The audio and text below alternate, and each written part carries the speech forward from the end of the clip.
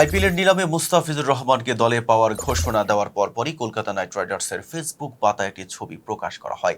সেখানে হাসি মুখে বিরিয়ানি খেতে দেখা যায় বাংলাদেশের বাঁহাতি পেসারকে। প্রযুক্তির সহায়তায় তৈরি হলেও ছবিটি বাস্তবতার সঙ্গে দারুণভাবে মিলে যায়। কলকাতার সঙ্গে বিরিয়ানির ঐতিহ্যবাহী যোগসূত্র যেমন রয়েছে, তেমনই আইপিএলের রেকর্ড পারিশ্রমিকে দল পাওয়ার পর মুস্তাফিজের মুখে প্রশস্ত হাসি থাকাটাও স্বাভাবিক বলেই মনে করছে ক্রিকেট প্রেমীরা। ব্যক্তিত্বগতভাবে মুস্তাফিজ বরাবরই নির্লিপ্ত ও সংযত। উচ্ছ্বাস কিংবা হতাশা কোনোটাই তার শরীরের ভাষায় খুব একটা ধরা পড়ে না। আইপিএল নিলামে আলোচনার কেন্দ্রবিন্দুতে উঠে আসার পরও তার প্রতিক্রিয়া ছিল সংক্ষিপ্ত ও নিয়ন্ত্রিত।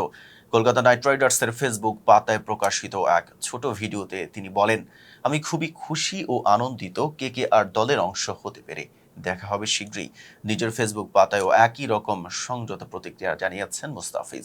কলকাতার জার্সির রং ও দলীয় পরিচয়ের সঙ্গে মিল রেখে তিনি লিখেন, স্বপ্ন দেখছি বেগুনিতে, রোমাঞ্চিত এবং তর সইছে না বেগুনি পরিবারে যোগ দিতে। তবে প্রতিক্রিয়া যতই শান্ত হোক, তার পারিশ্রমিক সবাইকে চমকে দিয়েছে। অভিজ্ঞতা ও সাম্প্রতিক ফর্মের কারণে তাকে ঘিরে আগ্রহ থাকবে এমন ধারণা আগে থেকেই ছিল। কিন্তু 9,20,00,000 রুপির পারিশ্রমিক অনেকের প্রত্যাশার সীমা ছাড়িয়ে গেছে। নিলামের শুরুতে চেন্নাই সুপার কিংস ও দিল্লি ক্যাপিটালসের মধ্যে প্রতিদ্বন্দ্বিতা তৈরি হয়। পরে কলকাতা নাইট রাইডার্স যোগ দিলে দর দ্রুতই বাড়তে থাকে। শেষ পর্যন্ত দলগুলোর টানাপোড়েনে মুস্তাফিজের পারিশ্রমিক পৌঁছে যায় নতুন উচ্চতায়। এর মধ্য দিয়ে আইপিএলে বাংলাদেশের ক্রিকেটারদের পারিশ্রমিক ইতিহাসেও নতুন অধ্যায় যুক্ত হলো। ১৬ বছর আগে কলকাতার হয়েই মাশরাফি বিন মুর্তজা যেখানে $4 লাখ পারিশ্রমিক পেয়েছিলেন, সেখানে গত মৌসুমে দিল্লির হয়ে মুস্তাফিজ নিজেই পেয়েছিলেন ৬ কোটি রুপি। এবারের ৯,২০,০০,০০০ রুপি সেই রেকর্ডকেও ছাড়িয়ে গেছে। আইপিএলে এটি হবে মুস্তাফিজুর রহমানের নবম মৌসুম।